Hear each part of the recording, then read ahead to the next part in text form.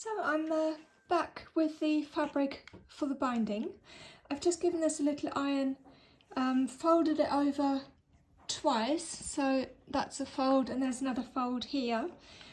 And just make sure that the folds are lining up and are straight, because if one is sort of going off, when you unfold it, you'll have kinks in your binding, which is not gonna work. So to start off with, I will straighten up the edge,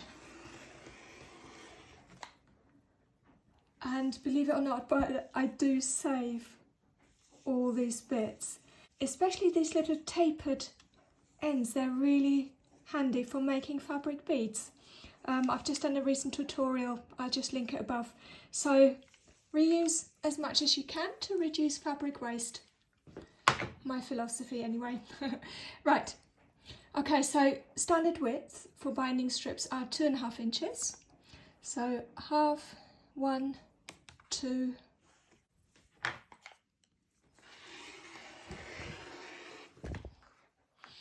and I think I'm going to cut 6 strips and see how far I get with it. Okay, I'll see you back in a minute when I show you how to join the strips together.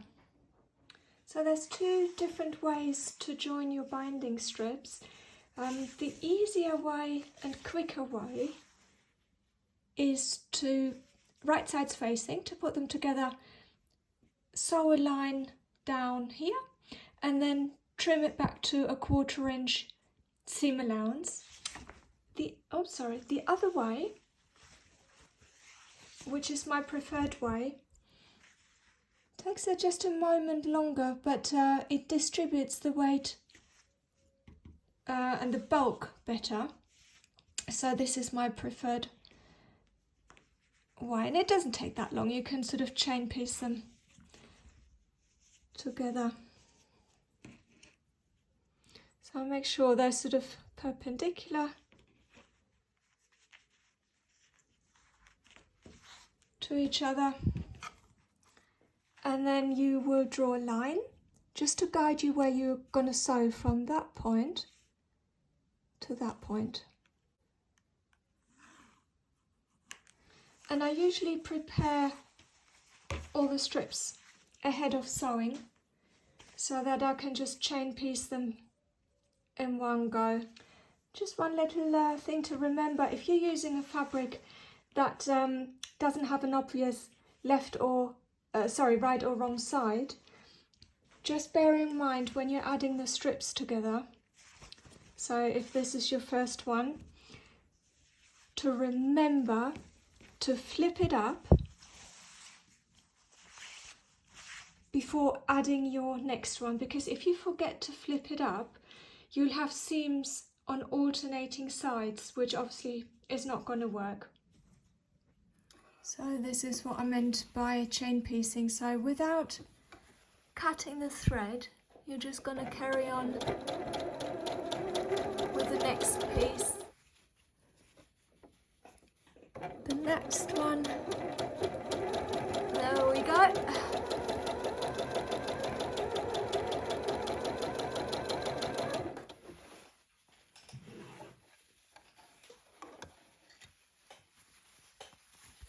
And then you just cut the thread. If you have a thread cutter on the side of your machine, or just use little snips. And the next step is just to take, mind you, you can eyeball it as well, just use scissors about 1/4 inch, or use your rotary blade to cut the excess bits off.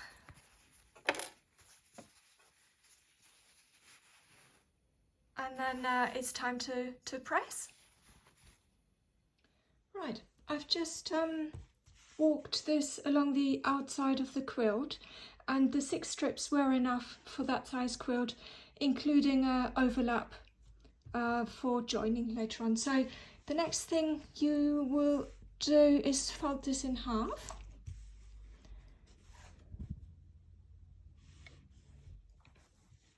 And I'll just show you the seams you want to be opening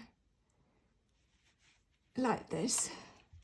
I do usually just set them as well, like this, so they're nice and flat.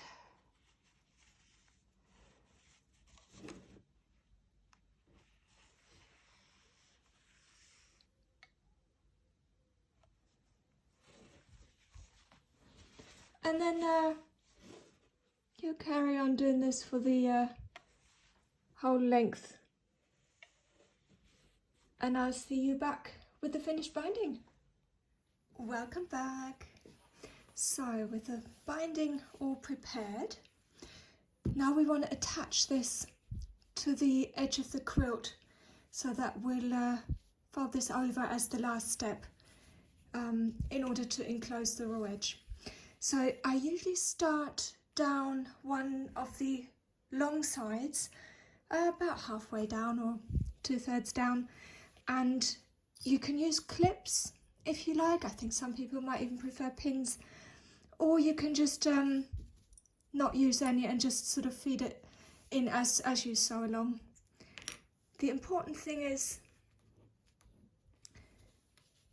to leave a section for joining when you get to the other end. So, you know, leave yourself plenty. The shorter this is, the more tricky it's going to get. So just make your life easy and leave a nice long strip. So I've just switched to the 1/4 inch foot.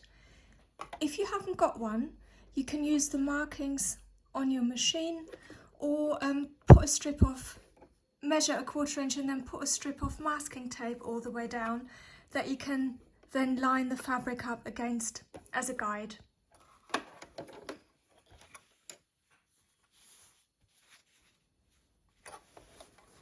So if you see me shake a little bit, it's not the sheer excitement of doing the binding. I've just had a rather strong coffee.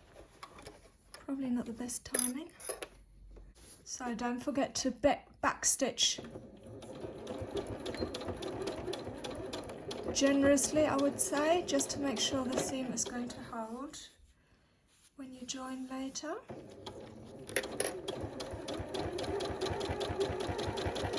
Just carry on until you get just before the next corner, and I'll just show you how to get around the corners in a minute.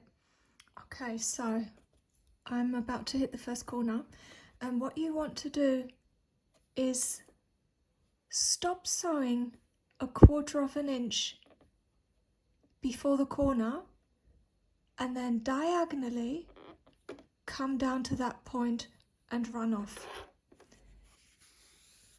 You can roughly use your fingers as a guide, or you can actually mark it on the top here. It's up to you what you feel comfortable with. I usually just like to check when I pivot this and look underneath, just to see that I've got roughly, you know, the same amount of quilt either side, and that's usually a good enough marker. And then you come off, lift the needle, see, and then cut the thread if you had scissors. Hang on.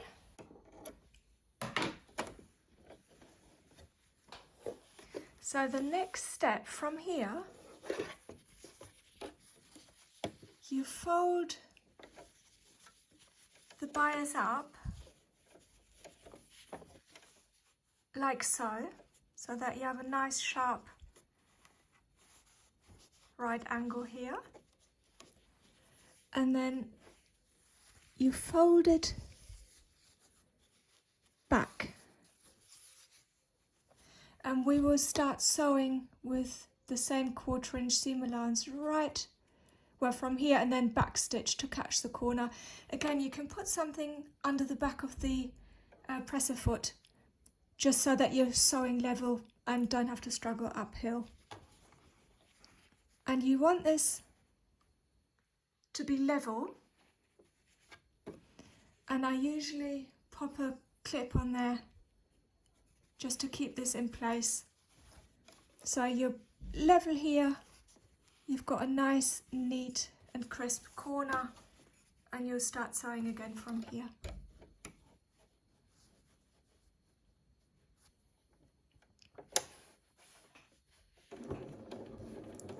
And back stitch right up to the edge.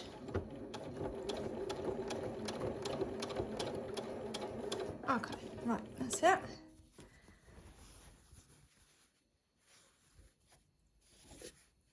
And make sure any fray is pointing out, because if it's caught underneath, it'll stick out on the nice side later, and you'll have to do a lot of tidying up. So just carry on until you've done the other corners, the remaining ones, and I'll meet you back to show you how to join both pieces. Just a quick note on the binding. Before you attach it, it's always a good idea to check where the seams are going to fall, to make sure that they're not going to coincide with the corners, because having the additional fabric here with the seam allowance on the inside and then the folding along the corners, that would make it really awkward. So it's time to join both ends of the binding. I've left a gap of about 9 inches, and you don't really want to have this any shorter because it's going to get a bit awkward and fiddly. So I've already trimmed this side to sort of just a little over from the middle of the gap, and don't forget to backstitch, you know, at the start and the end.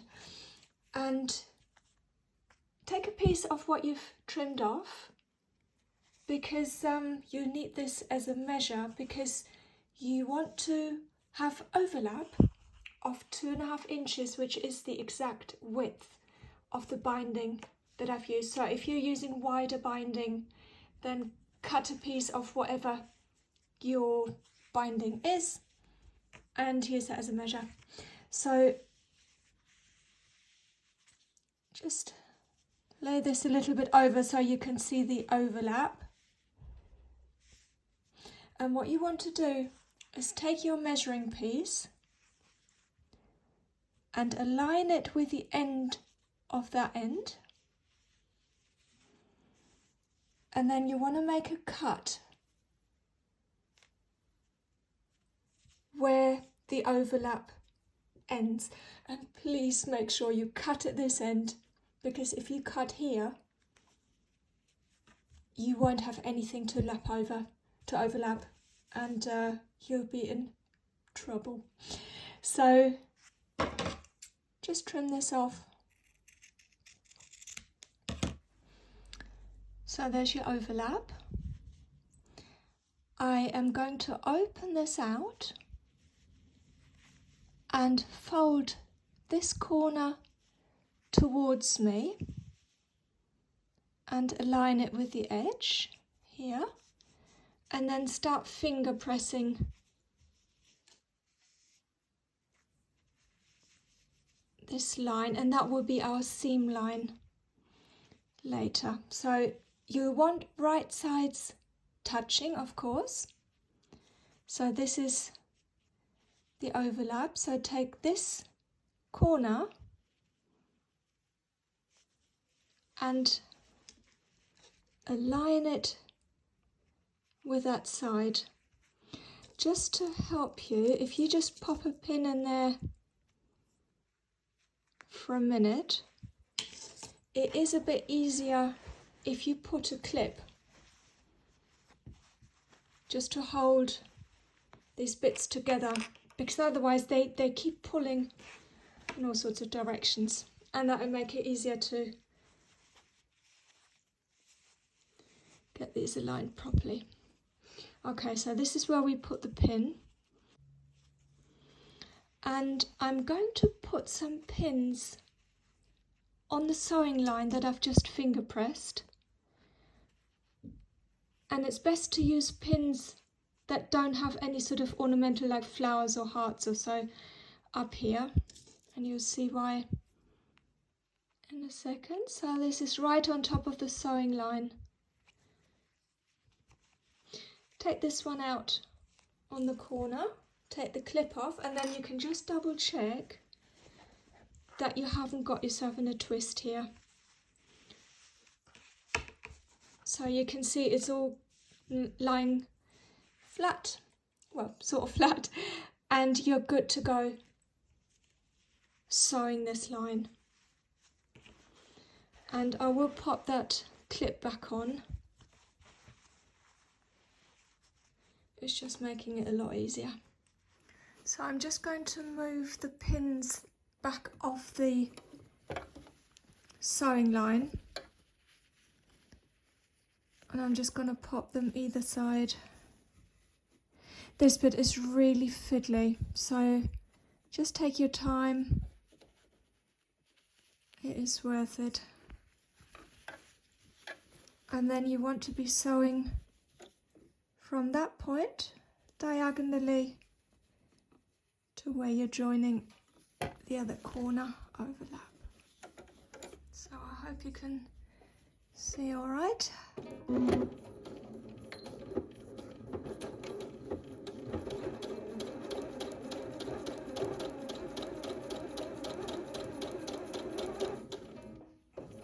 just double checking that I'm sort of on course for that corner.